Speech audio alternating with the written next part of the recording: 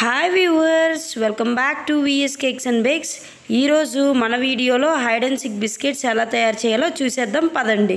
First 22 grams of cocoa powder, 1/3 TSP vanilla essence, milk as required, 1/3 TSP baking powder, 90 grams of jaggery powder, 1 cup of atta and 50 grams of butter. ఈ ingredients అన్నీ తీసుకున్నాక ఒక బౌల్లో atta, cocoa powder, butter, jaggery powder, baking powder and vanilla essence ఇవన్నీ వేసుకొని ఒకసారి mix చేసి నీట్గా మిక్స్ చేసుకున్నాక మిల్క్ని యాడ్ చేసుకుంటూ ఒక డఫ్ లాగా ప్రిపేర్ చేసుకోవాలి.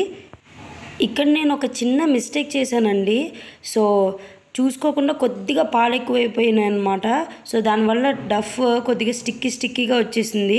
కాబట్టి మీరు డఫ్ ప్రిపేర్ చేసుకుంటున్నప్పుడు కొద్దిగా జాగ్రత్తగా ప్రిపేర్ చేసుకోండి. నెక్స్ట్ ఆ ప్రిపేర్ చేసుకున్న డఫ్ని వీడియోలో చూపిస్తున్నట్టుగా ఇలాగా ఒత్తుకోవాలండి.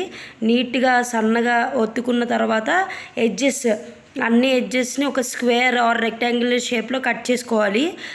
ఎడ్జెస్ ఏవైతే ఉన్నాయో అవన్నీ రిమూవ్ చేసేసి పైన చాకో చిప్స్ యాడ్ చేసి మళ్ళీ ఒత్తుకోవాలి ఇంకోసారి. నెక్స్ట్ ఒక చిన్న మార్కింగ్ లాగా పెట్టాలి. సో నా దగ్గర బిగ్ సైజ్ టూత్ పిక్ లేదు. సో శతవిధాల రకరకాలుగా ట్రై చేసి ఫైనల్గా బేకింగ్ టూల్తోనే ఫినిషింగ్ ఇచ్చేసాను. నేను వీడియోలో చూస్తున్నారు కదా ఇలాగా.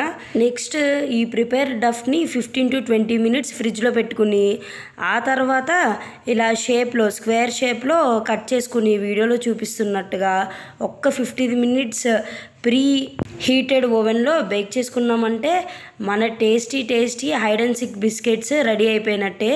ఒక 10 minutes ఆగిన తర్వాత డిమోల్డ్ చేసుకొని బిస్కెట్స్ని ఎంజాయ్ చేసేయచ్చు. వీడియో నచ్చింది కదా, నచ్చితే చూసి వెళ్ళిపోకుండా సబ్స్క్రైబ్ చేసేయండి మరి.